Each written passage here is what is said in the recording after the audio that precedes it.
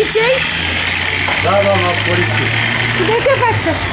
Păi dacă trebuie modificat, uitați șeful, asta intru. Păi de ce faceți așa în oraș?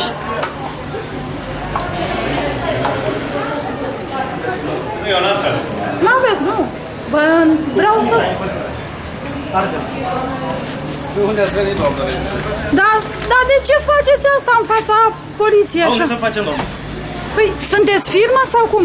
Nu, avem autorizație de construcție, de modificări, de tot. Sau modificați înăuntru la da. poliția comunitară? Dar facem recompartimentare și ce e nevoie. Păi și acolo este terasă de alimentație publică, oamenii trec pe aceea. De ce n-ați spus să împrejmuiți?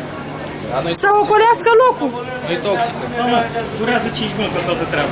Durează 5 minute. Câte birouri din astea aveți? Nu singur. Și n-ați putut să faceți în spatele blocului sau cum? Doamnă, deci noi avem nevoie aici. Da? Avem curent electric aici, avem aparatură aici, avem totul aici. Vă dați seama că nu avem cum să facem. Și avem autorizație aici, la sediul ăsta. Am lucrat și sus pe bloc. Vă dați seama că nu putem lucra cu acoperiș, cu astea, lucrăm cu ce avem nevoie. Am înțeles, dar dacă am Frumos să ne lăsați să ne facem treaba, da? Da, vă faceți-vă treaba, ce?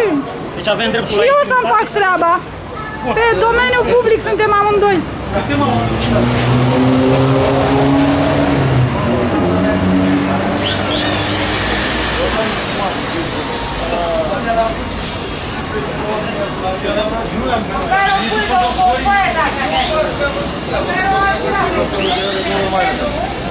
Da, cu fierăzrot.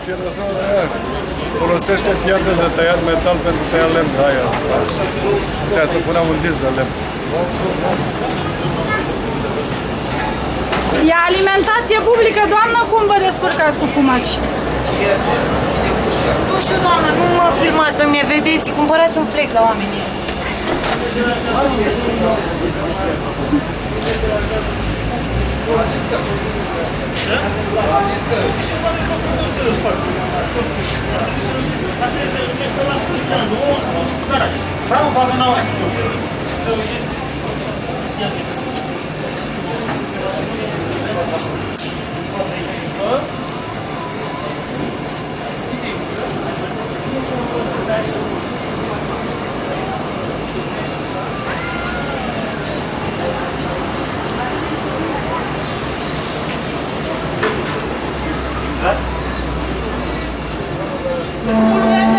Nu, nu voiam.